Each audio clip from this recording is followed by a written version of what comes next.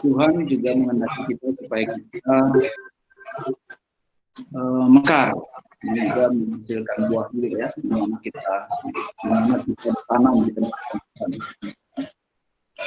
Nah, tentang ini ada beberapa tambahan di maksud lagi. Saya menemukan bahwa seringkali rupanya karunia rohani itu dikelompokkan. Ini kayaknya ada yang belum di-unmute.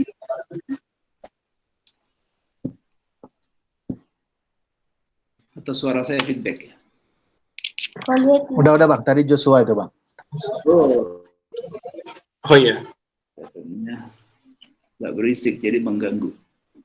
Jadi kalau mau dikategorikan karunia rohani itu bisa diklasterkan. Beberapa karunia rohani itu mengarahkan kepada peran-peran tertentu yang berbeda ya di dalam tubuh Kristus ya. Misalnya kalau karunia administrasi, apostol gitu ya, kenabian, karunia iman itu biasanya dihubungkan dengan cluster leadership ya. Kemudian yang berhubungan dengan administrasi, pemberian, menolong, serving itu fungsi-fungsi atau peran-peran support biasanya ininya tempatnya di dalam pelayanan gitu ya. Nanti coba dilihat lagi kalau ada karunia-karunia yang berhubungan dengan mengenali roh, kemudian menegur, kemudian menerjemahkan bahasa lidah, karunia pengetahuan, karunia bernubuat, mengajar, ya, hikmat, itu berhubungan dengan people development atau mengembangkan. Nah, nanti kita lihat ini ada hubungannya juga dengan kepribadian ya, dengan tipe kepribadian atau profil kepribadian. Kalau itu saling mendukung, bagus sekali. Jadi nanti kita lihat bahwa Tuhan sebenarnya membekali kita dengan kepribadian yang unik juga. Kemudian yang berhubungan dengan karunia-karunia yang berhubungan dengan caregiving atau memberikan perhatian, ya, perhatian kepada orang. Ya, karunia-karunia seperti penginjilan, karunia pemberian, karunia kesembuhan, kemudian juga yang berhubungan dengan hospitality, melayani, gitu ya. Jadi itu masuk cluster caregiving. Jadi ada 4 cluster yang disebutkan di dalam satu buku. Nanti saya kasih lihat judulnya, saya ambil dari situ. Yang juga dipakai di dalam pelayanan navigator di Amerika. Jadi ada cluster leadership, cluster support, cluster people development, cluster caregiving. Bayangkan dalam satu pelayanan semuanya ini ada, dan itu bisa bekerja sama dengan baik. Ya. Jadi mungkin kalau di dalam pelayanan ini lengkap, maka barangkali kontribusi atau jangkauan dari pelayanan itu bisa lebih luas, dan setiap orang bisa melayani fokus dengan fungsi dan perannya di dalam pelayanan sehingga dia kontribusinya juga maksimal. Nanti kita akan sampai ke sana juga bagaimana supaya kontribusi kita maksimal sesuai dengan shape kita dan juga kita menilai di dalam pelayanan seperti apa yang Tuhan ingin kita berada dan kita ingin mengembangkan pelayanan di sana.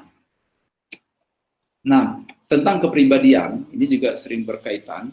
Tentang karunia rohani, barangkali kita udah jelas, heart desire adalah keinginan hati dan kemampuan-kemampuan, tapi kepribadian, di situ belum ada penjelasannya. Kita menggunakan tes kepribadian yang disebut dengan profile of personality dari John Holland. Ini banyak digunakan biasanya berhubungan dengan career development. Cukup simpel yang membagi orang misalnya ke dalam 6 tipe. Jadi ada 6 tipe biasanya dikenal sebagai singkatannya RIASEC. Jadi mulai dari sini nih. Realistic, investigative, artistic, social, enterprising, conventional.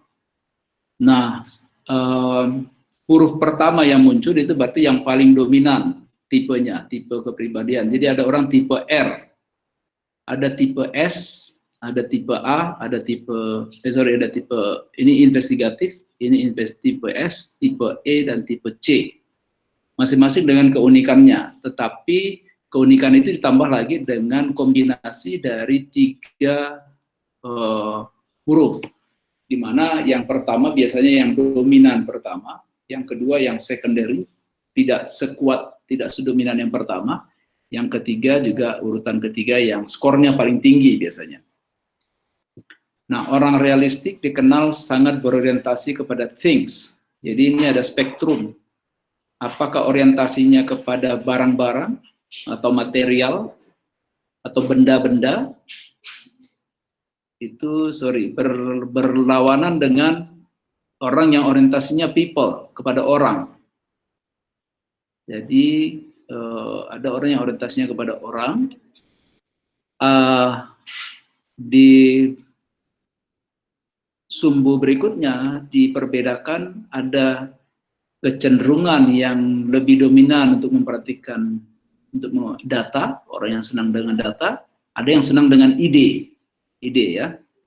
Nah, jadi kombinasinya adalah kalau misalnya orangnya ada tipe R itu adalah karena dia sangat dominan kepada things. Jadi ini semua tiga ini orientasinya kepada things.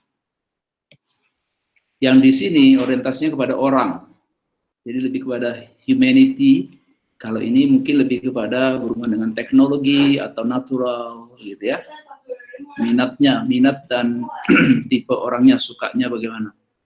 Nah, kalau yang ke atas ini dia ini lebih senang bermain dengan data.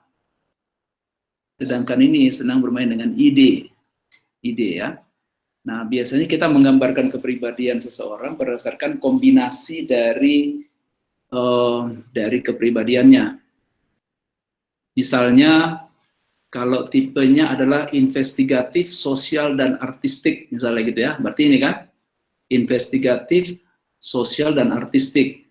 Berarti dia adalah seorang yang dominannya di S, tetapi juga sosialnya tinggi dan A. Berarti dia kemungkinannya adalah dia ada di dalam kemungkinan bidang yang, jadi bidang-bidang kerjanya atau karirnya berhubungan dengan orang, berhubungan dengan ide juga. Tapi juga dia ya ini bisa berhubungan dengan ini ya.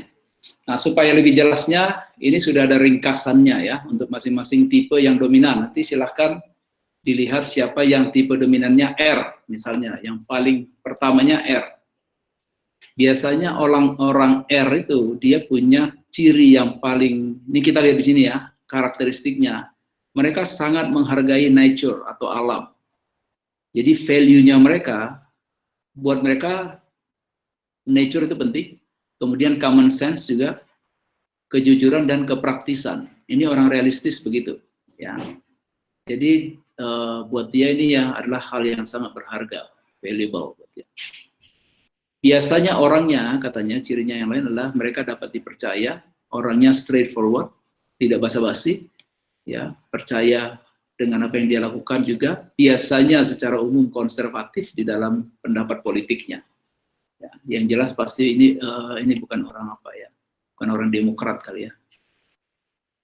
Dia sangat menikmati aktivitas yang sifatnya manual dan mekanikal, menggunakan mesin, menggunakan peralatan dan objek. Gitu. Makanya pekerjaannya biasanya berhubungan dengan ini.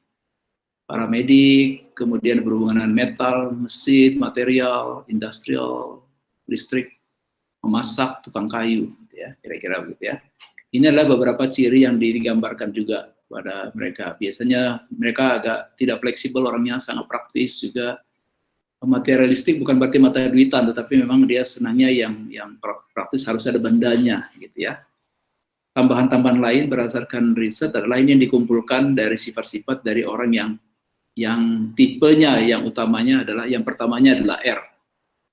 Kemudian kalau yang pertamanya I, orang I ini ciri-cirinya adalah dia punya kemampuan matematik dan saintifik yang tinggi, tetapi seringkali nggak terlalu baik dalam leadership ability-nya, ya. Buat orang investigatif, yang paling bernilai dalam hidup ini adalah adanya temuan. Kalau dia bisa menemukan sesuatu. Orang investigatif ini senang mencari jawaban sebab akibat. Ini kenapa ya, gitu ya? Apa penyebabnya dan apa akibatnya, gitu ya? Dan kemudian dia senang menemukan sesuatu. Dia juga senang sesuatu yang rinci, yang sistematis. Dia senang juga bisa menghasilkan sesuatu, mencapai sesuatu, dan biasanya orangnya independen, tidak mudah dipengaruhi. Dia punya sedikit idealisme. Nah, orangnya punya keinginan tahu yang tinggi, sangat logis juga, logis orangnya, precise, suka menganalisa, dan biasanya tidak banyak bicara, reserve, orangnya reserve juga, lebih banyak berenung-renung, memikir-mikirkan.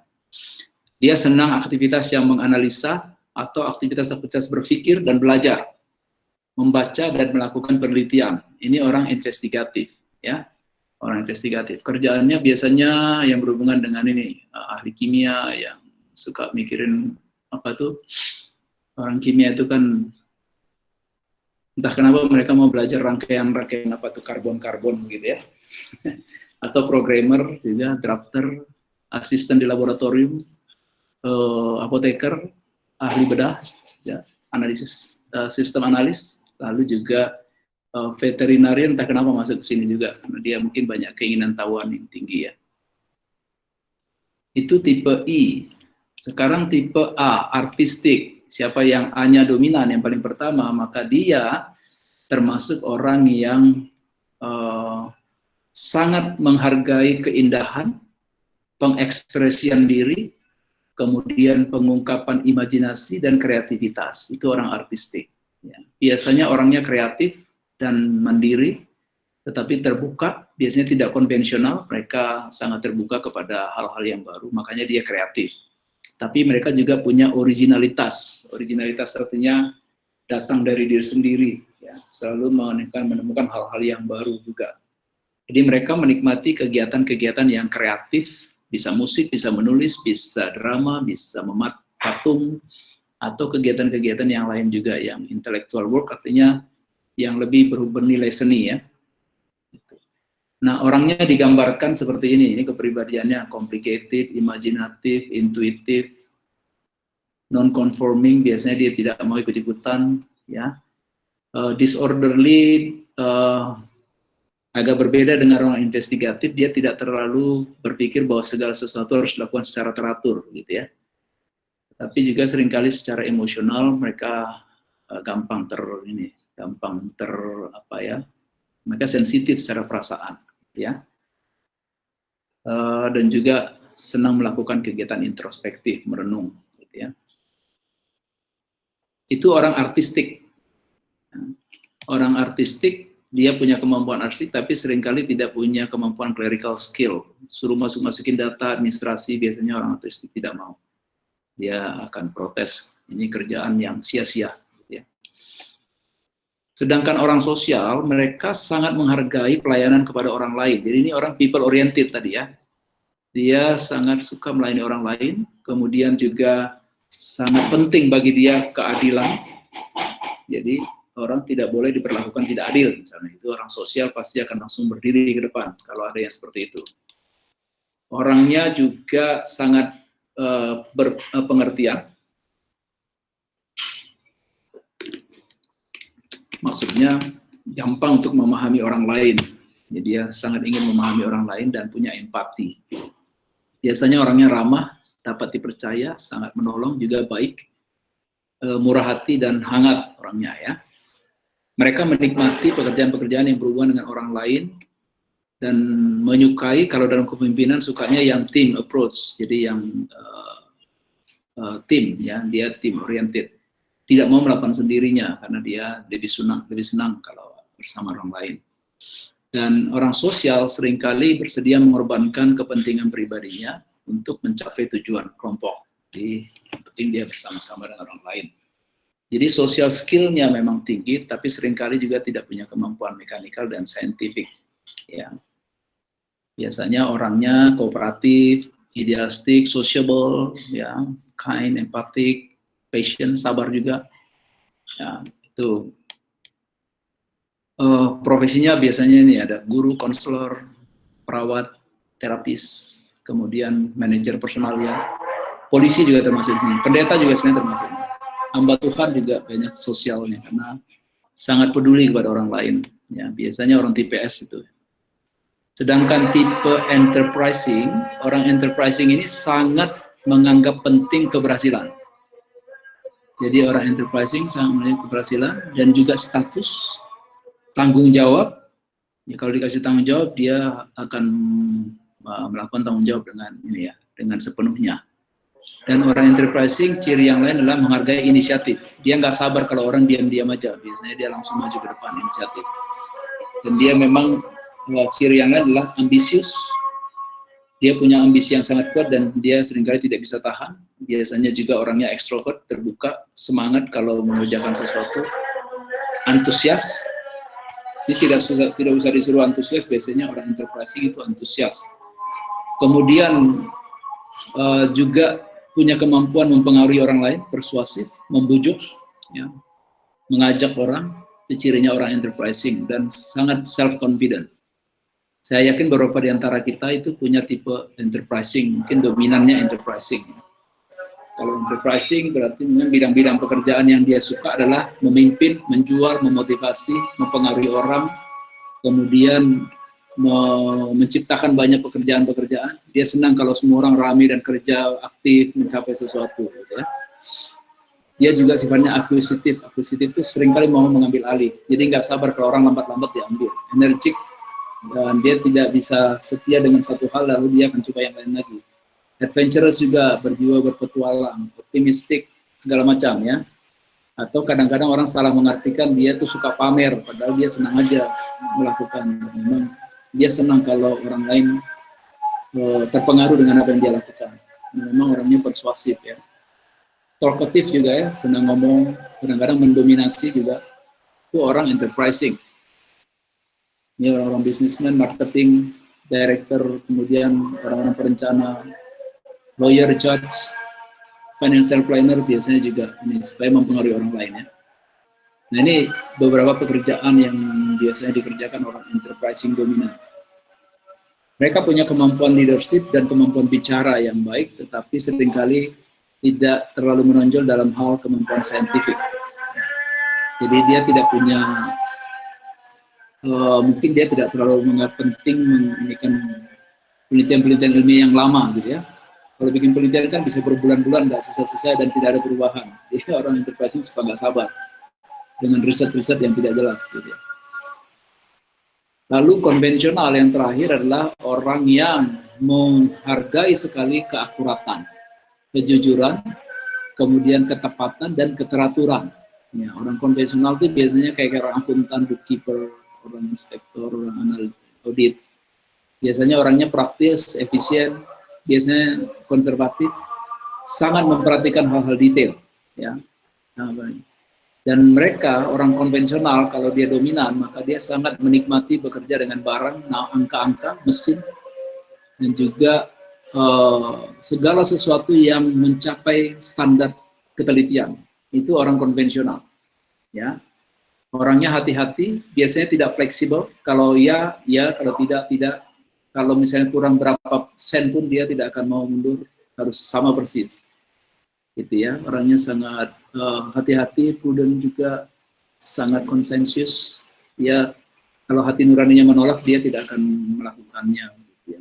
Biasanya orangnya obedient, orangnya sangat taat aturan, dan kadang-kadang nggak bisa diajak untuk membayangkan sesuatu. Dia pokoknya yang nyata-nyata aja lah yang dia ajakan. Gitu. Itu orang konvensional. Oke. Ada pertanyaan dulu sekarang tentang ini yang tadi saya sampaikan? Silakan.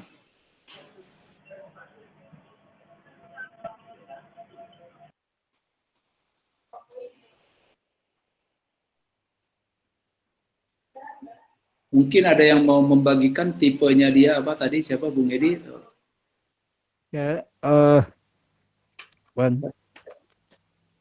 Ya, jadi dari halaman 9 ya, jadi Holland Kode Summary, ya untuk saya itu SAE. SAE ya? Ya, SAE, seperti itu. Jadi pelayanan ya kepada orang lain, keadilan, pengertian, dan seterusnya. Tapi ada juga ya, menghargai keindahan, kreatif, suka menyanyi, seniman seperti itu. Kemudian yang ya, suka keberhasilan, juga status, tanggung jawab, inisiatif, ambisi, antusias, ya, dan juga mengajak orang. Ini hal yang baru memang. Terima kasih Bang Robert untuk latihan. Jadi kalau saya gambarkan secara singkat, bisa ini nggak tahu tepat apa nggak, nanti silakan kasih feedback ya. Orang tipe SAE sangat mementingkan yang pertama adalah apakah apa yang dia lakukan menolong orang lain atau tidak. Menolong, mengembangkan, berguna buat orang lain. Jadi dia orangnya people oriented. Apa yang dia lakukan itu berdampak nggak buat orang lain, begitu ya. Tetapi dia juga orang yang tidak terlalu kaku dengan semua apa yang dilakukan. Betul. Jadi orang artistik itu biasanya cirinya adalah sangat fleksibel, kreatif, dan inovatif. Jadi dia tidak terpaku pada satu metode. Tidak terpaku pada satu metode, dia fleksibel, dia akan mengikuti, yang penting orang lain mendapat manfaat, orang lain dikembangkan, diajar. Dan tambahan E di belakangnya adalah dia perlu memastikan bahwa yang dia lakukan bermanfaat. Jadi ada gain yang dia dapatkan. Gain itu artinya dia perlu memastikan bahwa yang dia lakukan itu bermanfaat supaya dia mengapresiasi sendiri apa yang dilakukan atau bahkan diapresiasi orang lain. Ya. Kalau orang enterprising itu nilai utamanya adalah dia harus ada gain dari semua yang dia lakukan. Baik itu personal gain atau organizational gain atau social gain. Jadi dia perlu dapat feedback yang dia lakukan itu ada ininya, ada dampaknya gitu ya. Bila perlu menghasilkan uang sebenarnya, tapi tidak melulu uang juga. Orang enterprise itu kan selalu mikirnya uang kan, ada cuannya apa enggak gitu. Kalau nggak ada cuannya dia nggak semangat. Bukan berarti mata duitan, tapi dia perlu ada sesuatu yang apa ya, yang bernilai lah istilahnya, nilai-nilai ya. Itu penting untuk orang AE. Jadi gambaran saya seperti tadi kira-kira Bung Edi. Kira-kira gimana? Cocok atau enggak? Cocok. Terus kemudian ada satu hal yang terpikirkan, Bang. Kalau yang sebelumnya kita tuh kan lebih berbicara soal temperamen seperti itu ya. Iya betul. Kita lebih bicara soal temperamen. Nah, tetapi juga kalau seandainya itu arahnya temperamen, saya merasa bahwa masih cocok seperti begitu ya. Ya mungkin Bang Robert bisa membagikan ke kami hal ini coba terkait dengan temperamen seperti itu. Melankolis, flegmatik atau melankolis melankolis flegmatik, ada koleriknya juga kalau enterprising, tapi nggak terlalu suka memaksa. Tidak terlalu. Ya, seperti itu. Karena kolerik dibutuhkan untuk menerobos. Betul. Ya, tetapi sosialnya yang menonjol, dugaan saya ini adalah orang yang people oriented, yang sangat peka terhadap perasaan orang lain, kadang-kadang juga sungkan. Tapi sebenarnya yang penting buat dia adalah others oriented kalau orang S. Ya. Oke, terima kasih Bang. Itu gambarannya. Jadi nanti itu akan melengkapi yang lainnya. Betul. Ada yang lain yang mau exercise, kasih profil? Boleh Bang. Ya, silakan. Tunjukin apa ininya? Saya RES Bang. Kedua S. Ketiga S. Ini udah pas banget, udah cocok nih. Orang R itu, dia yang penting adalah ada barangnya. Kan? Nggak cuma ide kan? Jadi orang R itu sangat menghargai hal-hal yang terlihat, yang langsung kelihatan. Jadi orang praktikal, nggak terlalu mau lama-lama. Enterprising itu melengkapi karena dia biasanya dia ingin melakukan sendiri, bahkan dia ingin dia yang take charge, yang in charge. Dan orang enterprising itu punya kemampuan mempengaruhi orang lain, mengajak orang lain. Jadi ini tipe orang yang cocok ini. Jadi jangan ragu lagi Bang Yona. Memang dirancang Tuhan untuk menjadi kapten. Jadi kapten itu artinya dia memang punya secara natural talent yang ingin mengkoordinir, mengajak orang, membujuk, menghasilkan sesuatu, ya, apakah personal atau organizational gain. Tetapi yang terakhir, S-nya itu ada. Dia lakukan itu ini sebenarnya untuk orang, untuk menolong orang lain. Ya, jadi RES itu adalah orang yang sangat praktikal, tetapi juga dia punya kemampuan memimpin, mengkoordinir, menghasilkan sesuatu yang bisa dia gunakan untuk orang lain. Itu orang RES.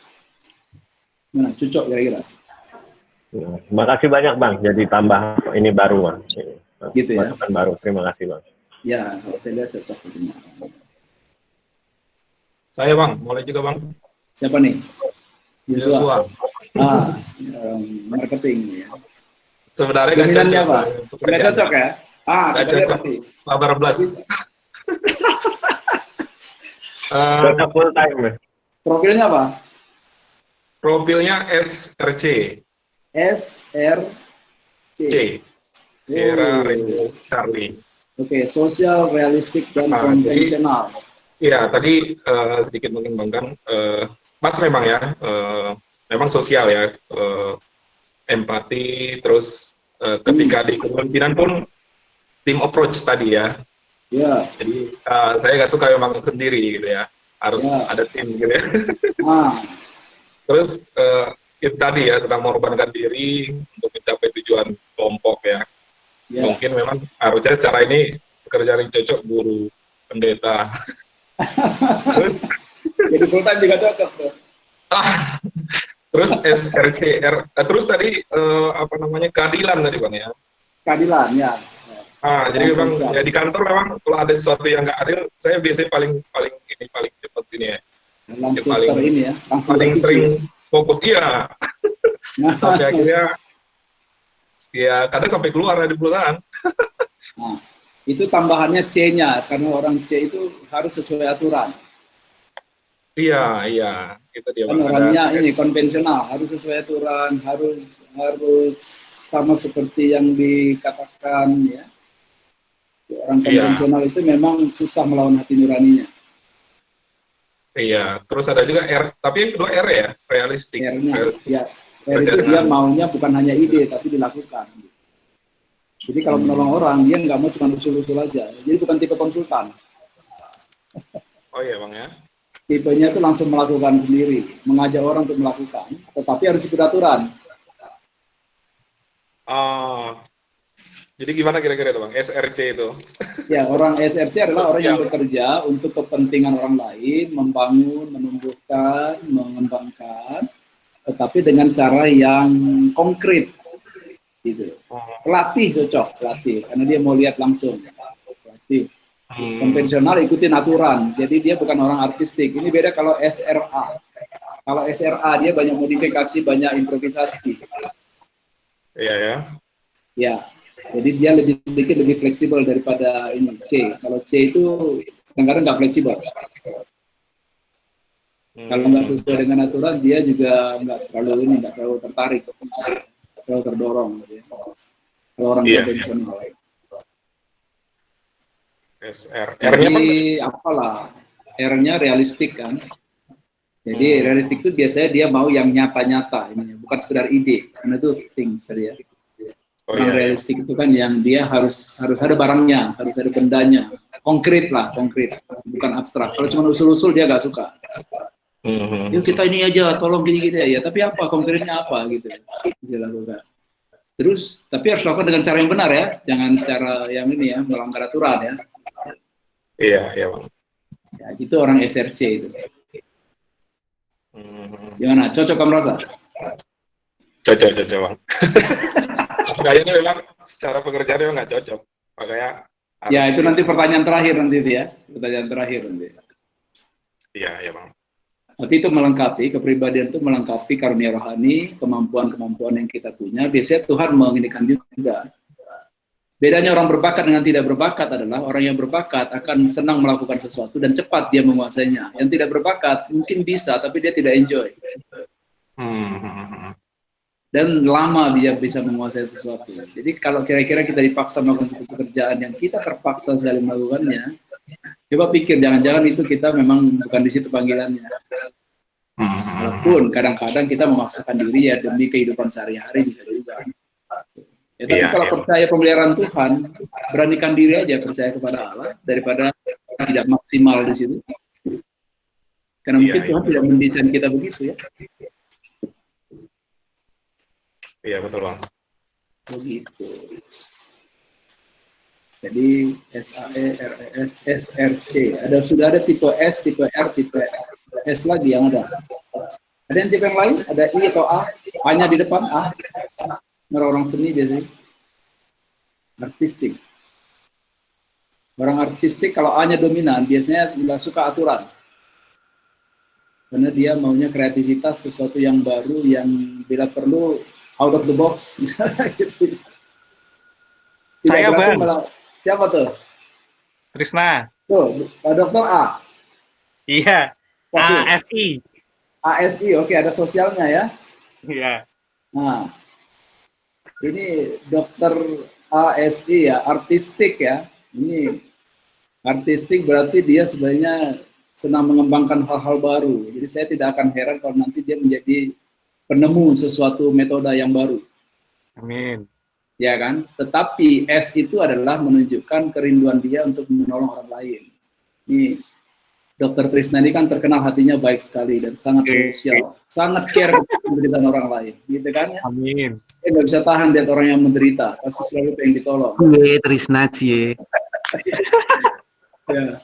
Dan dia bukan orang yang harus memaksakan diri ikut aturan. Jadi kayaknya ada spesialisasi tertentu yang cocok buat orang tipe A. Jadi yang sesuatu yang menemukan, jadi bukan yang gitu-gitu aja. Itu tipenya orang konvensional yang gitu-gitu aja. Jadi kedokteran konvensional kan ada tuh yang pokoknya ikut aturan. Ini kayaknya nggak tahu bedah cocok nggak? Bedah plastik kali ya. Kalau pengen sekali bedah plastik, bukan bedah yang lain. Jadi kalau nanti cari spesialisasi yang dia bisa menolong orang lain, tapi juga mengizinkan dia berimprovisasi, gitu ya. Dan dia harus memastikan bahwa itu menjawab persoalan, karena orang investigatif, dia harus betul, logik, pikirannya logik. Dia nggak mau tuh yang intuisi-intuisi, kalau nggak masuk akal dia nggak mau terima.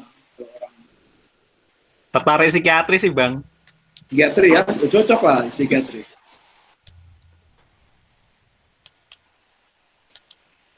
Perlu didoakan sekarang itu, mungkin itu lebih pas. Ya, psikiater itu juga dia ada seninya kan, seni menolong orang lain kan. Menolong orang lain itu seni kan. Oke. Mau tanya Bang? Masih ada yang penasaran? Siapa? Mau tanya Bang? Silakan, Bang Tumpal ya. Ibun. Oh iya, di atas. Ada Bang, mau tanya. Saya kan udah ngisi, kemudian nggak sadar ketika Bang Robert cerita tadi, apakah benar ya kesimpulan bahwa karunia rohani itu sepertinya searah dengan kepribadian kita? Apa memang pengalaman Bang Robert selama ini, apakah mengarah begitu? Iya, makasih. Saya malah punya keyakinan Tuhan menciptakan kita tuh begitu luar biasa, ajaib, dan Dia sudah menyiapkan. Itu tadi 5 itu sebenarnya saling berintegrasi dan saling mendukung, gitu ya. Dan nanti itu akan menolong kita untuk mengkonfirmasi, memastikan Tuhan maunya kita kemana. Karunia rohani itu adalah dari Tuhan, kepribadian kita juga dari Tuhan. Dan Dia memang mendesain kita sedemikian rupa sehingga kita bisa menikmati apa yang kita lakukan, dan itu juga sesuai dengan tuntunan Roh Kudus. Jadi menurut saya karunia rohani dengan kepribadian itu go together. Oke. Ya, berarti confirm. Iya. Ya, menurut saya juga begitu. Seringkali saya temukan orang yang sangat menikmati pelayanan, biasanya spiritual gift sama kepribadiannya cocok. Dia enjoy sekali.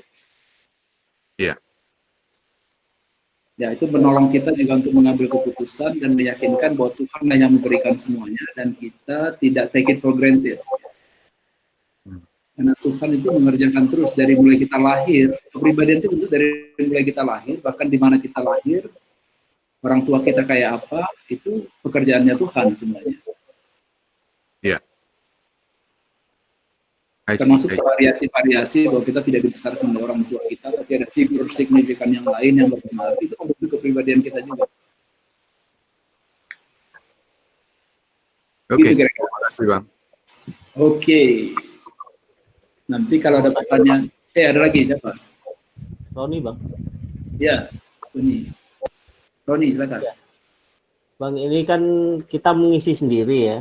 Jadi saya pernah mengisi assessment sheet, cuman sudah lama saya cari filenya nggak nemu.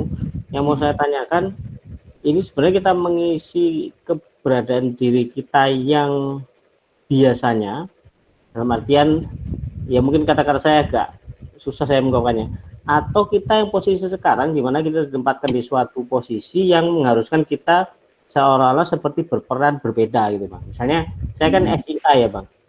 Apa namanya? SIA. SIA. Ya. Cuman saya dalam posisi memimpin. Ya.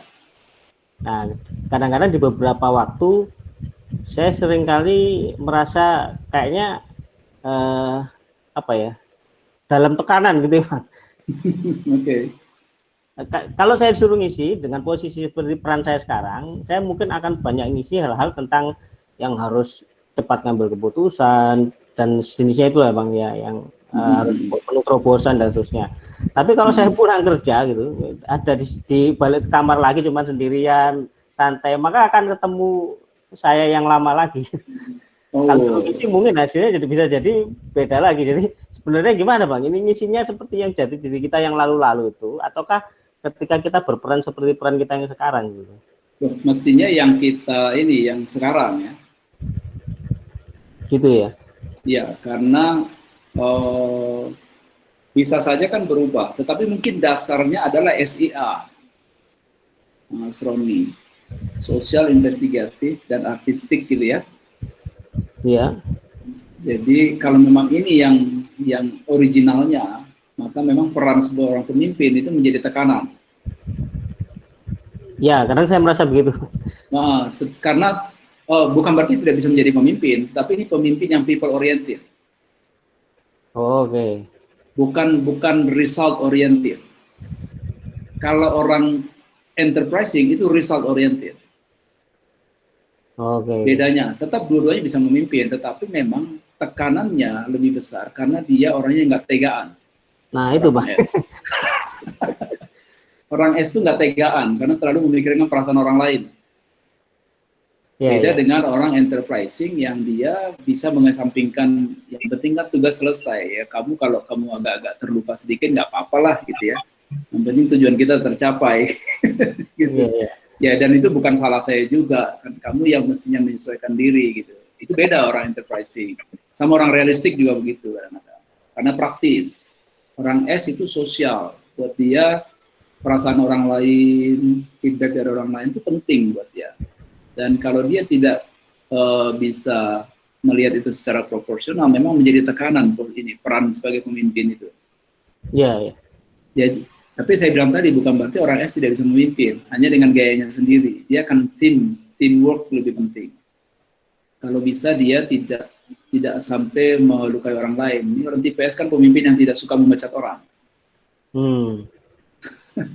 Tapi disampaikan Bang Robert tadi sama Bang Joshua kalau nggak salah. Kalau misalnya nggak sesuai misalnya yang dihidupi sekarang dengan tipe kepribadiannya, apakah masih perlu bertahan di area itu ataukah pilih bidang lain atau area lain gitu? Itu tadi saya sempat ini sebenarnya bagaimana nanti? Ini tujuan pertemuan kita ini sebenarnya supaya kita mengevaluasi. Karena kalau memang itu kita percaya yang diberikan Tuhan kepada kita belajar untuk menilai ulang, ya. Apa misalnya kalau memang kita merasa tidak efektif di situ, tidak maksimal, kita perlu bertanya lagi kepada Tuhan maunya apa. Jadi kalau kita mau tahu kita untuk apa hidupnya, maka tanyalah yang memberikan hidup kan. Ya. Bukan tanya orang tua. Orang tua hanya bantu membesarkan, dan itu juga dengan segala kekuatan dan kelemahan mereka. Tapi yang paling tahu siapa kita, yang tahu manual booknya kita itu ya Tuhan. Orang tua nggak dikasih manual book. Ya. Dan di Alkitab semuanya ada manual booknya. Shape ini rujukannya dari Alkitab. Jadi nggak dibuat-buat oleh ahli dari mana, tapi itu dikumpulkan dan memang Tuhan merancang 5 karunia ini, 5 yang dikerjakan Tuhan secara unik sebagai rancangan buat kita, desain. Jadi setiap orang punya desain yang berbeda. Ya. Mas Roni punya desainnya SIA, Social Investigative Artistic, gitu ya. Jadi kalau nggak make sense dia nggak terlalu ini. Jadi ada tipe-tipe pekerjaan yang cocok buat orang SI dan A. Jadi dia lebih enjoy. Karena teori ini sebenarnya mengatakan bahwa apa yang kita lakukan akan memuaskan kalau ada kesesuaian antara personal karakteristik dengan environmental karakteristik kita. Misalnya seorang yang teliti akan senang dan enjoy bekerja di tempat yang membentuk ketelitian. Tetapi seorang yang kreatif akan lebih enjoy kalau dia bekerja di tempat yang memungkinkan untuk kreatif. Ya kan? Orang yang people oriented akan lebih menikmati dan lebih enjoy untuk melakukan yang berhubungan dengan orang. Jadi jangan suruh dia masuk data aja kalau orangnya people oriented. Sebaliknya orang yang suka hitung-hitungan disuruh jadi ini penerima tamu. Waduh. Dia bukan penerima tamu, dia hitungin berapa yang dia ngitung yang lain nanti. Karena itu memang yang menyenangkan buat dia. Jadi ya itu semua dari Tuhan ya. Jadi nanti perlu dipertajam terus ya Bang? Ya, artinya ini kan alat kita untuk mengevaluasi diri kita sudah sampai di mana. Karena Allah masih terus bekerja dalam diri kita. Kita belum finish nih. Siap.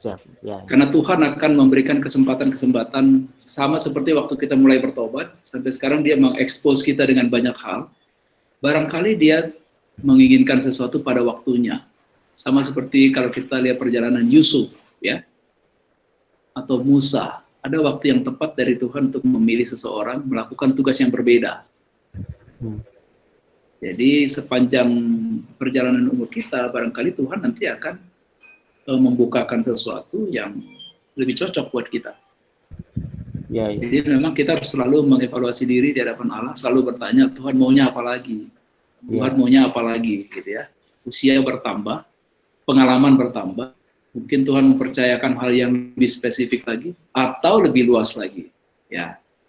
Nah, seringkali kitanya yang malas berubah atau tidak melihat itu semua dari sudut pandang rancangan Allah, tetapi cita-cita kita. Harus hati-hati dengan cita-cita kita. Karena cita-cita itu pun datang dari Tuhan, tapi apakah itu memang didorong oleh ketaatan kita kepada Allah atau hal yang lain? Jadi memang tanggung jawab kita untuk selalu bertanya kepada Allah, apa yang Allah ingin saya lakukan. Bukan kita minta, Tuhan saya mau melakukan ini, berkatilah. Nah, itu kan lain kan? Iya. Nanti ujung-ujungnya ditanya, sebenarnya siapa yang mau disenangkan? Minta approval. Saya puas atau Tuhan dimuliakan? Nah, itu pertanyaannya lagi kan? Hidup ini bukan untuk mencari kepuasan dan kebahagiaan. Tapi singkatnya adalah hidup ini adalah untuk melakukan apa yang memuliakan Tuhan. Simple sekali. Dan kita hanya tahu bahwa kita memuliakan Tuhan kalau kita taat kepada firman Tuhan. Itu tantangannya setiap hari. Itu sebabnya shape ini kita supaya kita nggak salah melangkah dan kita tidak sampai menyimpang dari jalan Tuhan. Bang Robert. Bang. Halo Bang Robert. Ya. Halo. Silakan. Jelas Bang? Jelas. Agak putus-putus, sorry di sini. Ini Toto Bang, Toto Bandung. Iya. Kedengaran suaranya dari Cianjuang ya. Jelas ya Bang, aku agak putus-putus soalnya di sini Bang, sorry Bang. Ngomong aja, jelas suaramu. Oke. Bang, ini gimana kita bisa dalam kehidupan sehari-hari bisa dengan cepat mendefinisikan orang ini masuknya kemana gitu Bang. Jadi kalau dalam pertemuan sehari-hari dengan orang atau dengan tim gitu ya, oh ini gini supaya kita ngarahinnya kan lebih sesuai dengan orang tersebut gitu ya. Terus yang kedua, apakah itu bisa setiap saat berubah atau itu seperti sesuatu yang paten? Maksudnya kan tadi yang seperti Roni bilang, basicnya dia apa SIA atau apa gitu, terus udah gitu harus memimpin, dia jadi, kata Bang Robert, mesti jadi pemimpin yang sosial bagaimana. Nah, apakah itu seperti apa sesuatu yang begitu situasi berubah dia berubah, begitu keadaan berubah dia berubah, atau sesuatu yang paten yang fix begitu aja? Tapi yang terutama gimana kita bisa tahu seseorang ini yang mana gitu dengan clue-nya tuh apa gitu. Itu aja, Bang. Coba perhatikan ini diagramnya itu Holland hexagon model ya. Kita ya dengan mempelajari ini sebenarnya kita bisa mengenali apa yang paling bernilai buat dia. Itu tadi ya. Tapi juga kita bisa melihat secara singkat orang orientasinya lebih kemana? Biasanya ke people atau things. Ya. Atau dia lebih bicara data atau ide. Ide-ide itu hanya sekedar ide saja tapi tidak diwujudkan, tidak ada ininya gitu ya. Jadi tapi ide itu juga bisa berupa ide ya, orang artistik kan ide datangnya dari ide kan datangnya. Nah, untuk mengetahui secara cepat kita bisa lihat apa yang bernilai bagi orang itu, apa yang selalu dia omongin gitu ya. Jadi kalau misalnya dia itu kan penting, pokoknya harus begini misalnya gitu ya. Menurut saya harus begitu. Itu biasanya menunjukkan apa yang bernilai buat dia. Misalnya orang bilang, kita harus ikut aturan. Nah, itu orang konvensional biasanya. Tapi kalau bilang, wah ini nggak ada apa-apa, nggak dapat apa-apa, nanti kita ini nggak ada untungnya. Nah, itu orang enterprising. Gitu ya.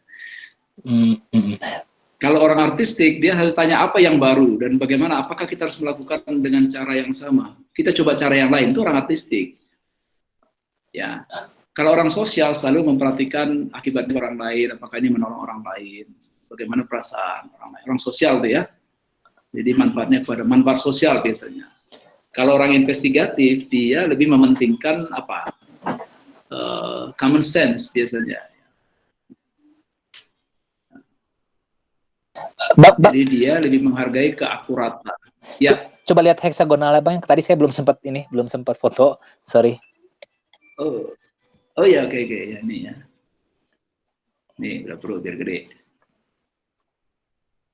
Ini sih intinya dari teori ini untuk memudahkan kita melihat, ya. Misalnya orang yang enterprising bermainnya di data, orang konvensional juga begitu, ya. Tetapi value-nya beda-beda. Kalau orang enterprising, data itu dia gunakan untuk bisa melakukan satu project yang berhasil gitu ya. Sedangkan orang konvensional, data itu buat dia adalah untuk kepentingan keakuratan. Sedangkan orang yang ide lebih fokus pada ide, itu artistik, satu untuk menjawab hubungan sebab akibat, sedangkan artistik ide itu adalah mengembangkan imajinasi atau mengekspresikan sesuatu yang baru. Jadi dia senangnya bekerja di dalam tataran ide. Nah, orang sosial dengan orang realistik itu memang berbeda orientasinya. Satu people oriented, satu things oriented. Jadi yang satu selalu bicara apa kepentingannya buat orang lain, yang satu dia tidak terlalu memikirkan itu, bukan berarti dia nggak peduli ya, tapi buat dia yang paling penting adalah apa konkretnya, apa nyatanya, mana barangnya gitu. Itu kalau orang realistik. Jadi sebenarnya bisa menggunakan 4 ini supaya kita gampang melihatnya. Orang people oriented kah, apa things oriented atau objek? Apakah orang senang bicara data? Yang misalnya data ini kan empirik ya, kalau ini lebih ke ide-ide.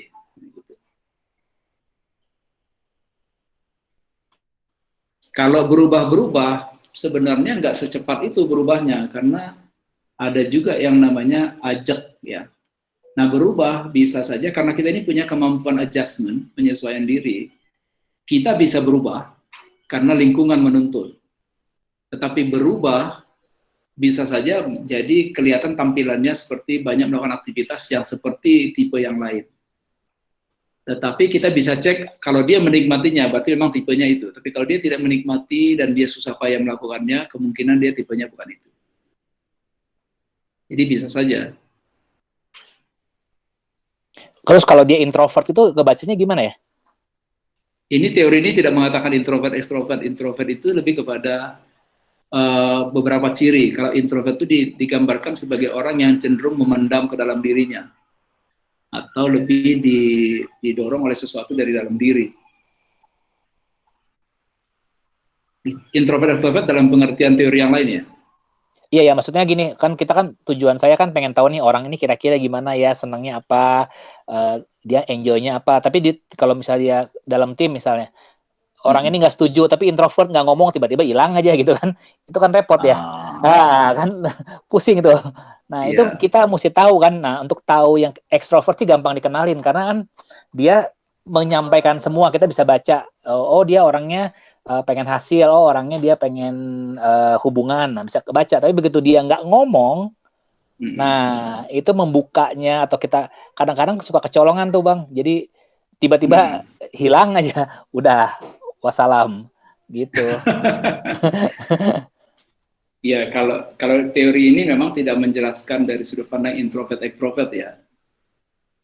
Karena kalau yang menjelaskan tentang introvert extrovert, kalau MBTI itu sebenarnya mengatakan hal yang berbeda, yaitu apa yang menyemangati dia. Kalau orang introvert bukan sekedar dia pendiam dan tiba-tiba menghilang, atau orang extrovert terbuka dan lebih terus terang. Karena kalau dalam pengertian introvert extrovert yang lain adalah orang introvert kalau melakukan sesuatu lebih didorong oleh prinsip-prinsip dari dalam dirinya. Dan dia disemangati karena dia punya keyakinan akan nilai-nilai pribadi. Sedangkan orang ekstrovert disemangati oleh respon orang dari luar kalau melakukan itu. Nah, kalau banyak bicara atau pendiam itu tampilannya. Iya betul, karena kan intinya kan kita pengen tahu apa yang menyemangati dia kan, intinya gitu kan. Betul. Dan inilah kalau pakai teori ini coba lihat apa yang menyemangati dia. Apakah menolong orang, apakah mendapatkan barang-barang mengerjakan sesuatu yang praktis, atau dia senangnya menemukan jawaban. Itu mungkin belum ketemu aja dia tipenya yang mana gitu. Gambarnya nggak kelihatan Bang. Nggak kelihatan. Kalau misalnya mau gampangnya kasih tes ini supaya Toto bisa tahu dia tipe apa. Nah, nanti kita bisa memperlakukan dia. Nggak bisa lah Bang, soalnya kan hubungan kan nggak sampai sejauh itu, cuman kan kita pengen cepet lah, oh ini kira-kira gini gitu, ada gambaran gitu loh Bang. Ya, berarti bisa dari interaksi kan, dari interaksi ya. Iya betul, dari interaksi. Dari beberapa kali kita lihat, ini mana sih, jadi kita bisa melihat apa sih yang penting buat dia. Jadi penjelasan tentang apa yang penting tadi, kita bisa menebak dia orang tipe apa. Iya betul, yang penting dan menyemangati dia apa gitu. Betul. Yang menyemangati itu biasanya adalah value yang bernilai buat seseorang. Jadi misalnya dia disemangati karena ada untung, misalnya orang enterprising biasa itu. Tapi kalau kita bilang kau mau nggak ngerjakan ini menolong orang loh, ini kita berbuat baik pada orang, itu bisa orang sosial. Kalau kita tahu dia orang sosial, kita menekankan sisi bahwa itu menolong orang lain. Yeah. Kalau orang konvensional, dia akan semangat kalau itu tidak melanggar aturan. Karena itu nilainya dia ya. Iya. Berarti ininya interestingnya dia itu apakah berhubungan dengan apa yang menyemangati dia? Itu berhubungan ya Bang? Yang berhubungan adalah itu value seseorang. Berarti yang karakteristik itu yang tadi Abang bagi. Jadi kayak value di dalam karakteristik itu kan salah satunya yang membedakan keenam ini adalah value yang berbeda pada masing-masing tipe. Misalnya bagi orang realistik, value itu adalah nature, common sense, dan honesty. Betul. Misalnya pada orang investigatif, yang paling penting buat dia adalah inventiveness, menemukan sesuatu, akurat, pencapaian, dan independensi. Itu value buat dia. Kalau orang investigatif. Biasanya orang-orang riset itu orang-orang riset. Kalau untuk orang artistik, buat dia keindahan, ekspresi diri, imajinasi, dan kreativitas itu yang paling bernilai buat dia. Jadi kalau mau menyemangati, kasihlah yang bernilai buat dia. Kita kan biasanya semangat menerima sesuatu yang bernilai buat kita, atau disuruh melakukan yang bernilai buat kita kan? Iya. Gitu. Jadi makna hidupnya juga bisa ditemukan dari apa yang bernilai buat dia.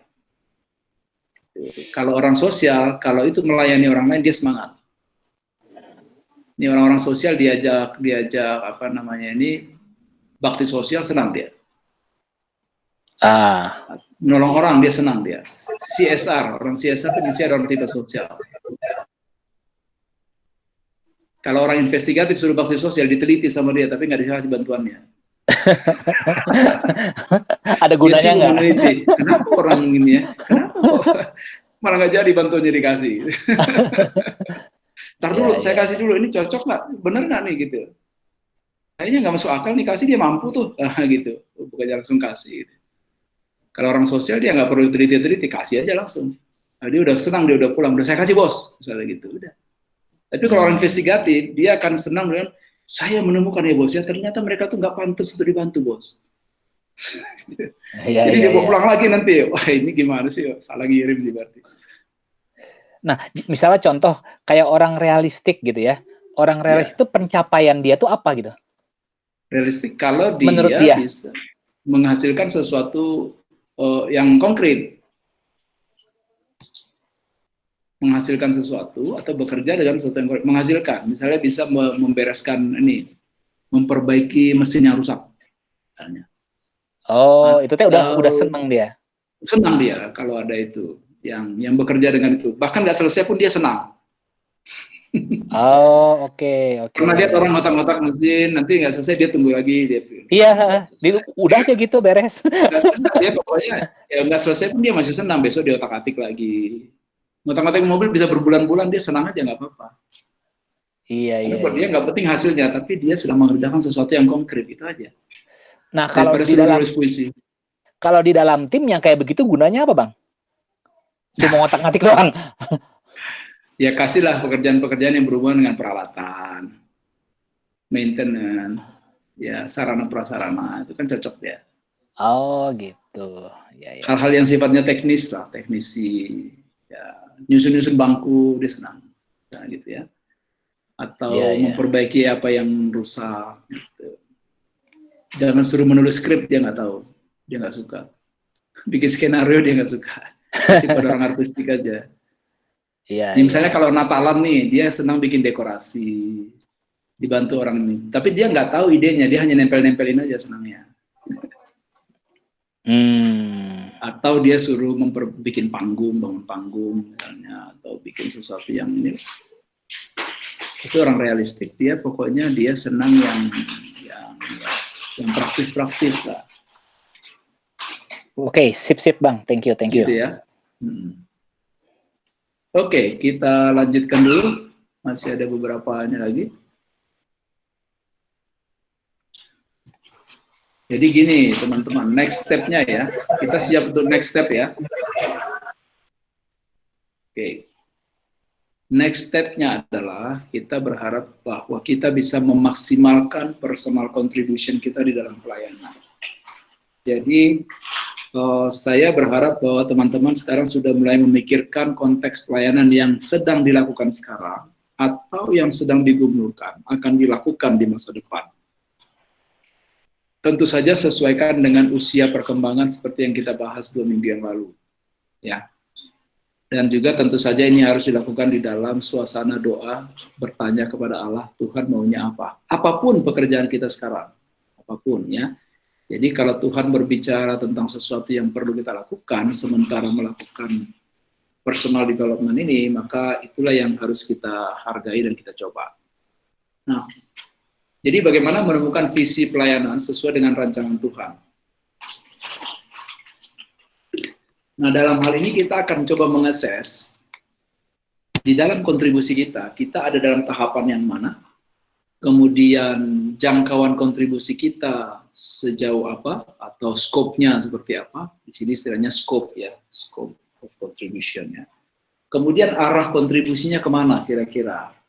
Arahnya itu kita akan nanti saya jelaskan satu-satu. Lalu berhubungan dengan juga kita ini sebenarnya apa yang Tuhan tempatkan dalam diri kita yang kita peduli, gitu ya. Kemudian apa nilai-nilai pelayanan yang memotivasi kita melakukan satu pelayanan? Apa nilai-nilai yang penting dalam diri kita yang kita sama dengan orang-orang yang satu tim kita, gitu ya. Lalu yang terakhir, hasil pelayanan apa yang diharapkan. Ini barangkali akan menolong kita untuk menentukan apakah kita akan tetap dengan pelayanan yang ada sekarang, atau kita akan mempertajam, membuka sesuatu, atau bagaimana gitu ya, atau mungkin meningkatkan skop pelayanan kita. Jadi, nah tahapan kontribusi, ya, tahapan kontribusi itu mengindikasikan proses pelayanan yang sedang kita lakukan, di mana kita sedang memberikan kontribusi yang paling baik yang kita lakukan. Apakah itu di dalam tahap memulai, jadi misalnya kita lebih best contribution pada waktu kita memulai atau mendesain satu pelayanan, atau kita lebih menyukai misalnya, ya kalau yang originating berarti kita menyukai sesuatu yang new opportunities, gitu ya, membuka pelayanan. Kontribusi kita, atau kontribusi kita adalah di dalam pelayanan yang sedang membangun pelayanan, sedang membangun. Jadi termasuk membangun pemimpin juga ya, bahwa kita sedang membangun pemimpin. Nah dalam hal ini kita misalnya bisa menentukan bahwa kita akan lebih bisa memberikan kontribusi terbaik di dalam pelayanan yang sedang dibangun. Ya. Jadi kita seringkali jadi tidak terlalu tertarik lagi kalau pelayanan itu sudah established. Ya. Jadi kita senangnya waktu sudah membangunnya. Ya. Ada kan orang yang kadang-kadang dia udah bosan, udah jalan, ya, udah jalan. Dia senangnya yang sedang mau menanjak gitu ya. Jadi kalau yang pertama, orang dia bisa maksimal kalau pelayanan itu baru dimulai. Ada yang lain lagi, dia lebih maksimal, merasa maksimal best contribution kalau dia sedang membangun. Tetapi ada juga yang merasa kontribusinya lebih besar waktu pelayanan itu sedang di dalam tahap menghasilkan, managing, ya. Jadi dia memimpin bahkan mendukung satu pelayanan yang sudah established, yang sudah jalan. Gitu ya, dia sangat menikmati bisa mempengaruhi pelayanan kepada produktivitas yang baru. Ya. Jadi ini sudah menghasilkan, jadi dia harus dipelihara. Ibaratnya mungkin pohon sawit sudah cukup tinggi dan sudah menghasilkan, itu tinggal memelihara. Ada yang senangnya misalnya menyemai bibit, lalu melihat bibit itu bertumbuh lalu ditanam. Lalu yang berikutnya adalah misalnya yang tadi membangun itu adalah sudah mulai berbuah, sudah mulai ini ya dipupuk dan sudah mulai kelihatan pohonnya sudah agak besar. Nah, yang keempat itu adalah ada orang yang merasa kontribusinya maksimal di dalam pelayanan yang bermasalah, misalnya gitu ya, bermasalah. Dia merasa lebih efektif kalau dia ditempatkan di dalam satu pelayanan yang sudah mulai kelihatan tidak jelas arahnya lagi dan perlu ada reorientasi. Misalnya ada arah yang lain lagi. Ya. Dia senang kalau dia bisa memperbaiki atau seperti menyembuhkan. Gitu ya. Jadi dia senang kalau misalnya ada pelayanan yang perlu diinikan. Itu tahapannya. Kalau dari segi tahapan ya. Nah pertanyaannya di sini adalah kita misalnya pertanyaan tadi yang pertama di sini adalah kita lebih maksimal di dalam posisi atau kondisi pelayanan yang seperti apa. Ya. Jadi kita berkontribusi dengan sangat baik pada waktu kita ada di dalam kondisi pelayanan yang baru memulai atau sedang membangun atau sedang memelihara saja dan sedang produktifnya.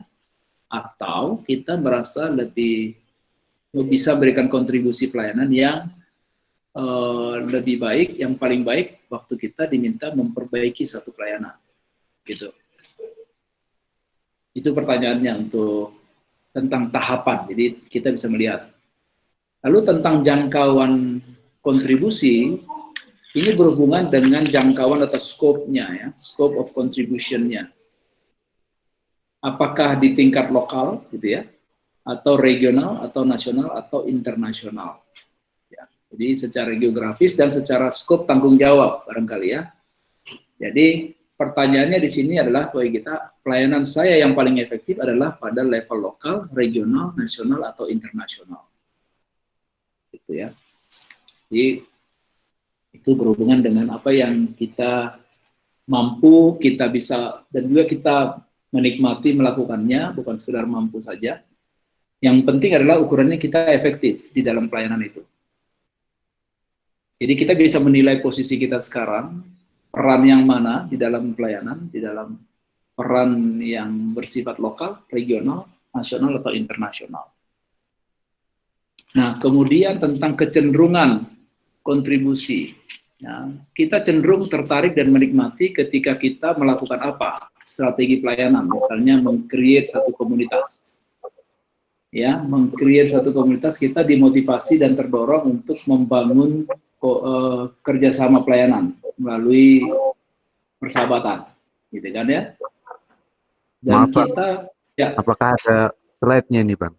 Yang dijelaskan apa barusan? Adakah slide-nya? Slide apa? Yang dijelaskan. Yang ini kelihatan nggak kecenderungan kontribusi ini? Ini kelihatan? Enggak ada slide-nya, enggak tampil, Bang. Oh, sorry. Ada Bang. Ada. Hah? Di saya yang ada. nggak kelihatan? Sorry. Coba diulang lagi, Bang. Di saya tidak kelihatan dari tadi, Bang. Dari tadi tidak kelihatan. Masih pun nggak kelihatan ya, masih pun. Apa? Masih pun nggak kelihatan tadi ya. Ya, saya stop nggak kelihatan dulu. sih. Saya di belakang meja soalnya. Tuh. Nggak kelihatan, serius. Nggak keluar. Saya keluar lagi, coba saya masuk lagi ya. Tapi nggak keluar. Oke. Ini kelihatan. Ini saya sudah sharing. Ya, Kelihatan. kelihatan, Bang. Kelihatan. Kelihatan. Sip, mantap. Perlu saya slideshow nggak? Kalau saya slideshow gini kelihatan nggak? Kelihatan. Bang, kelihatan. Kelihatan, jelas. Lebih jelas. Oke. Saya ulang sebentar ya tadi ya.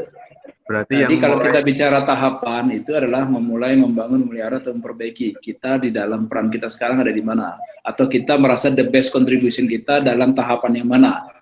Ini the best contribution kita paling efektif kalau kita di tingkat lokal, regional, nasional, atau internasional ya. Kemudian tentang kecenderungan kontribusi, ini memang pertanyaannya adalah saya cenderung tertarik dan menikmati ketika saya misalnya melakukan strategi pelayanan yang berhubungan dengan meng-create komunitas, gitu ya. Jadi biasanya orang yang seperti ini memandang pelayanan itu sebagai satu usaha bersama dan juga jangka panjang.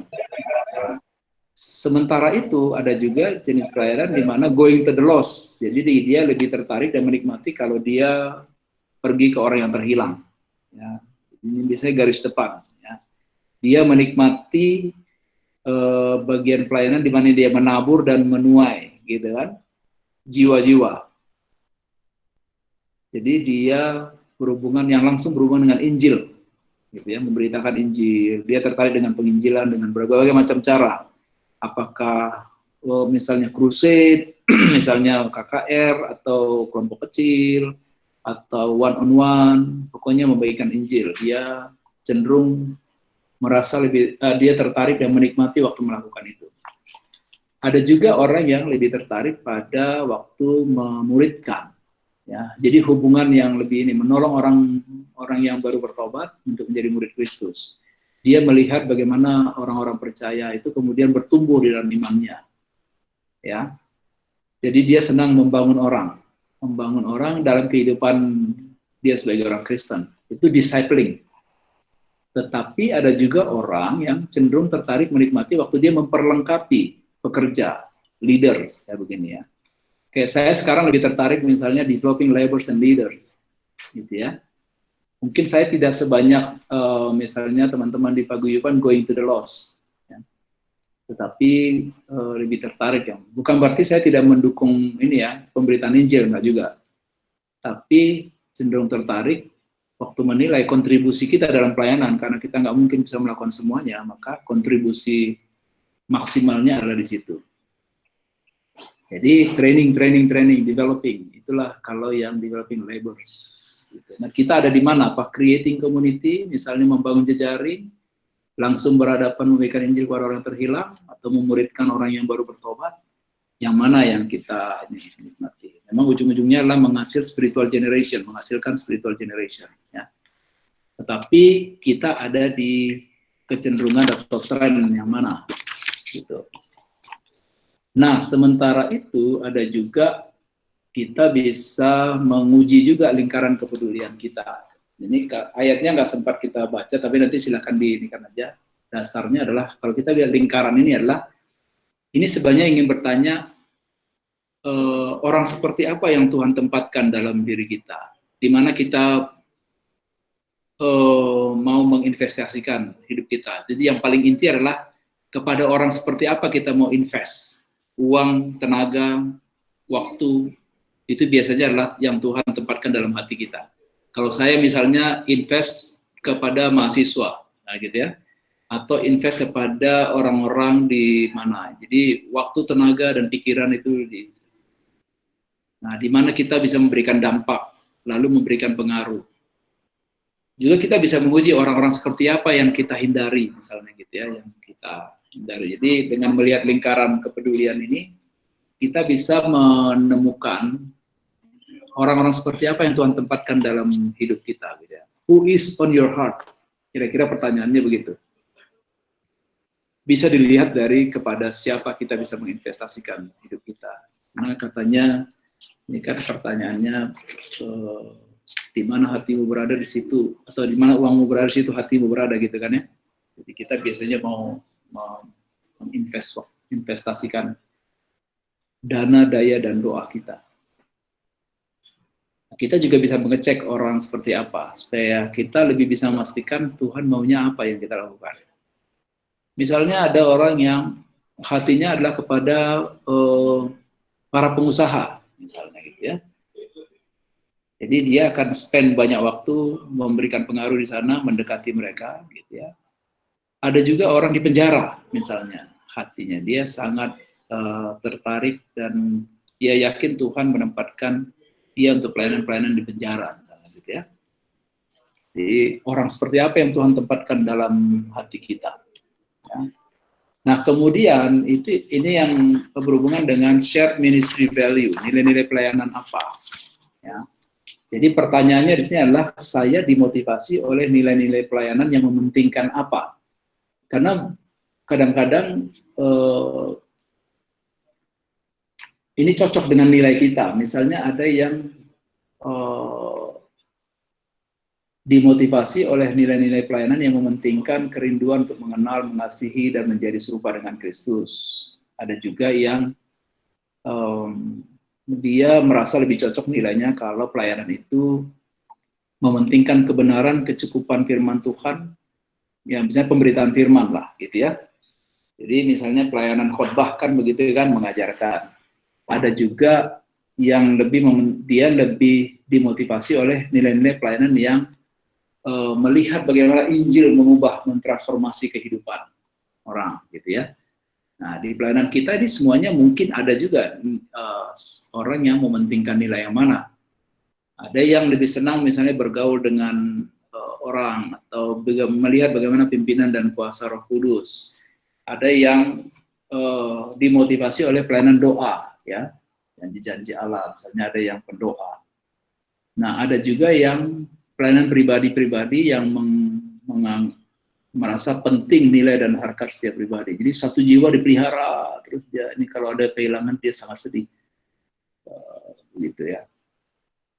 Ini adalah beberapa contoh tentang nilai-nilai pelayanan apa yang memotivasi kita sehingga kita merasa lebih berkontribusi. Kembali lagi, kontribusi kita lebih maksimal di situ. Lalu tentang hasil pelayanan yang diharapkan, ini juga kita perlu bertanya. Misalnya, saya berharap, jadi kita bisa menjawab pertanyaan ini, saya berharap Tuhan memakai hidupku untuk apa? Ya, misalnya gitu ya. Nah, ini memang pertanyaan yang kita perlu jawab. Jadi ini fill in the blank ya, pertanyaan-pertanyaan tadi ya.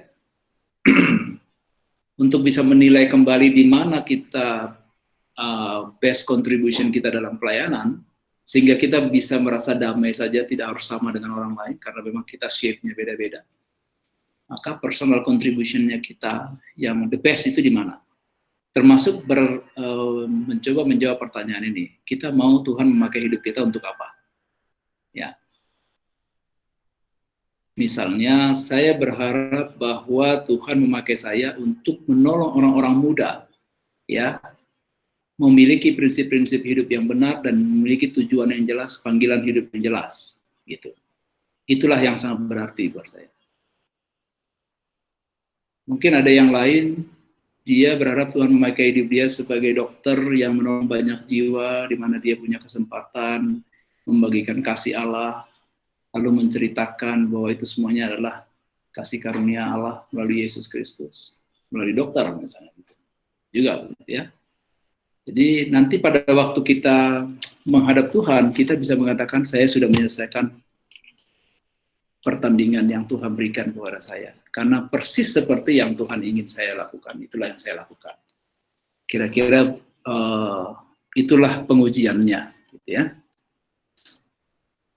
Nah, pertanyaan yang terakhir sekali, saya jamin ini adalah slide terakhir. Ya. Jadi pertanyaan buat kita semua, bagaimana hasil assessment, konfirmasi, dan pengembangan diri yang saudara lakukan dibandingkan dengan peran tanggung jawab saat ini di pelayanan? Kita perlu menilai secara pribadi, perlu membicarakannya dengan mentor, perlu juga mendiskusikannya dengan tim, bahkan dengan pemimpin pelayanan, supaya kita semuanya bisa memanfaatkan, bertanggung jawab atas shape yang Tuhan berikan, sehingga kita memberikan kontribusi yang maksimal di dalam pelayanan kita. Amin, saudara-saudara. Itu saja. Amin, Bang. Amin, Pak Robert. Amin. Terima kasih. Ya, saya sudah selesai. Kalau ada mau komentar, pertanyaan, diskusi, silakan. Respon juga boleh. Pengakuan dosa juga nggak apa-apa. Oke, silakan ya. Paling kita batasi ya, 10 menit lagi aja paling maksimum. Jadi silakan bagi yang masih sangat ingin bertanya. Silakan, jangan malu-malu. Kita sedang saling mendukung satu sama lain supaya kita semuanya in the best function. Personal contribution yang paling baik. Jangan nanti sampai menyesal. Katanya ada cerita orang yang saya capek memanjat tangga keberhasilan, tapi kemudian saya sadar bahwa saya menaruh tangga saya di dinding yang salah. Gawat ini. Pas dia lihat, bukan ini rupanya, udah capek-capek naruhnya di sini, tangganya ternyata salah naruhnya. Itulah kalau shape-nya nggak pas begitu, dia nyesal. Karena nggak bisa balik modal lagi.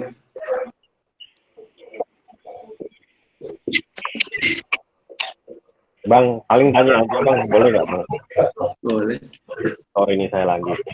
Nah ini untuk kita mempertajam dan lain-lain, apakah ini nanti ada sesi lagi yang bisa konsultasi dengan Bang Robert, langsung aja semua mentor kita. Kira-kira, terima kasih. Oh ya, sama mentor. Sebenarnya gini, saya menawarkan ada satu buku yang kita perlu ini. Saya tadi bilang itu slide terakhir, tapi yang slide yang berikutnya ini sebenarnya hanya referensi, sorry ya. Sorry. Saya belum sharing ini ya. Sebentar. Saya ada 2 resources yang bisa kita manfaatkan untuk kelanjutan dari ini, tetapi yang penting menurut saya adalah kita melakukan dulu aja action plan, lalu diskusikan dengan mentor. Nanti dari situ, bila diperlukan, maka ini adalah, jadi ada bahan ini yang saya sebenarnya punya hutang untuk menginikan, mendiskusikannya dengan siapapun teman-teman yang mau melakukan ini. Jadi ada 2 buku. Ini terutama yang buku yang ini kalau orang sudah masuk paruh baya nanti. Ini buat semua orang yang living and laboring from the inside out, itu semua orang mestinya memahami personal contribution-nya. Jadi assessment supaya lebih tajam dalam pelayanan. Nah, kadang-kadang kita kehilangan orientasi dalam pelayanan, maka ini perlu dibikin mengingatkan lagi supaya kita Karena katanya usia parubaya itu adalah usia melihat ke belakang, supaya kita tidak sampai kehilangan ini sense of direction di dalam hidup kita, terutama dalam pelayanan. Jadi ini sebenarnya next step itu isinya juga lebih detail di sini ya, di buku yang kuning ini ya. Jadi kalau mau nanti kita bisa lanjutkan ke situ. Tapi saya serahkan aja kepada Ten yang merencanakannya bagaimana. Begitu Bang Yona. Oke, terima kasih Bang Robert. Iya. Jadi kalau mau kita bisa ini kan meneruskannya ke sini lanjutannya ya. Bang Robert, bisa ada satu Silakan. pertanyaan, Bang? Silakan Iya. Mas Andi. Handi ya, Bang ya. Bang, tadi ada satu slide yang menyatakan ini ya, kontribusi ya.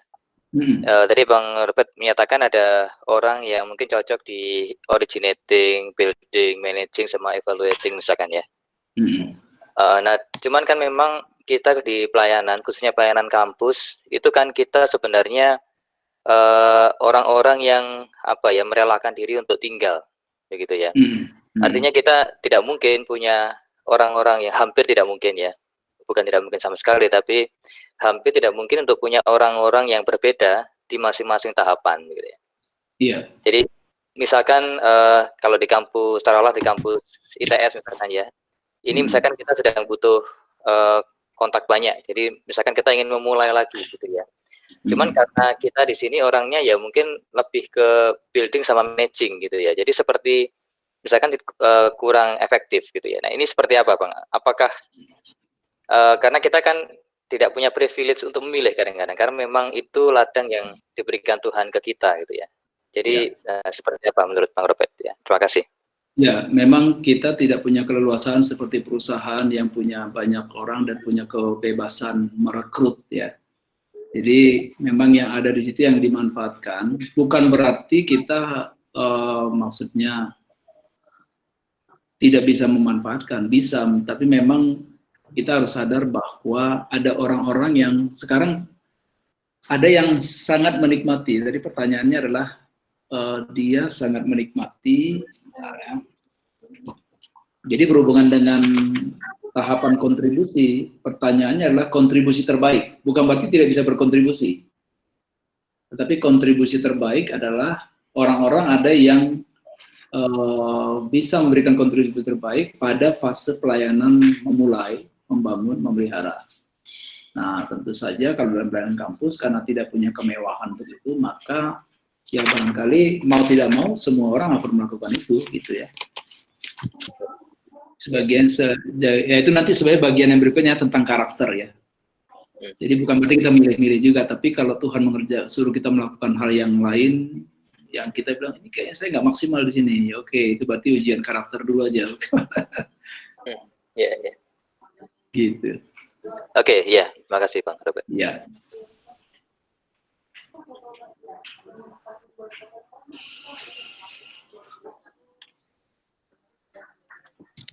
Oke, masih ada kesempatan, silakan 5 menitan lagi, 6 menit. Ya, 1 atau 2 pertanyaan. 1 atau 2 pertanyaan, silakan.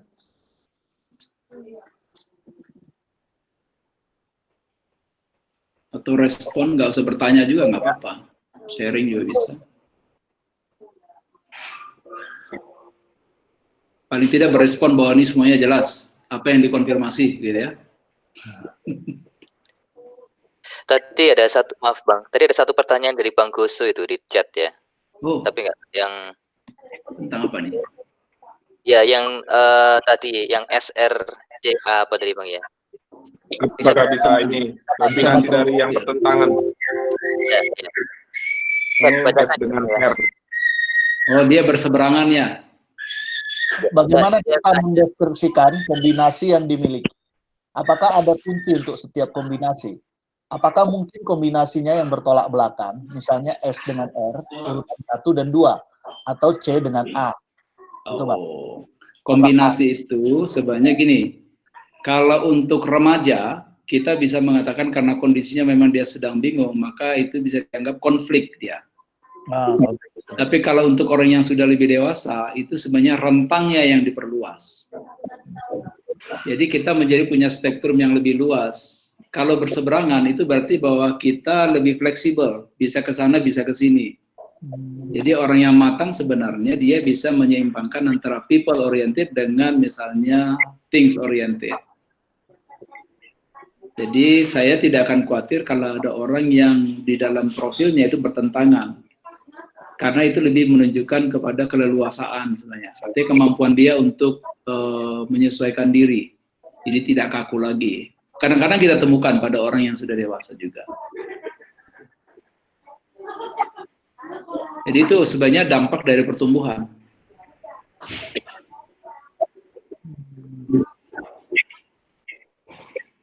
Begitu kira-kira. Tapi interpretasi itu kita bisa berikan kepada orang yang sudah cukup dewasa secara usia ya. Jadi dia tidak kaku lagi misalnya gitu.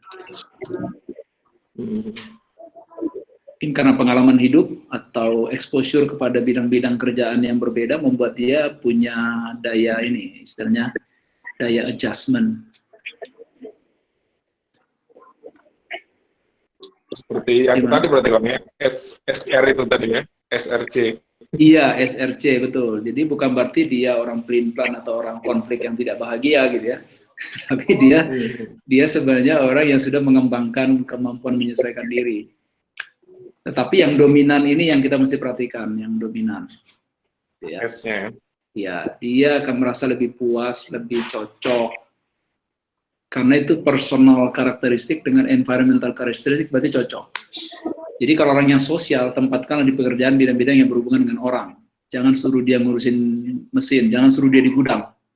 Nanti semua barang-barang diajak ngomong sama dia.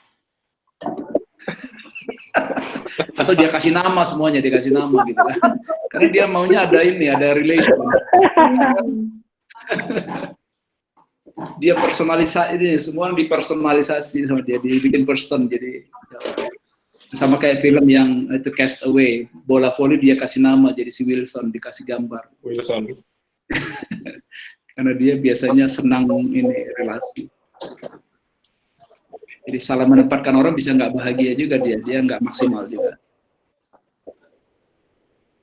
Intinya sih begitu ya.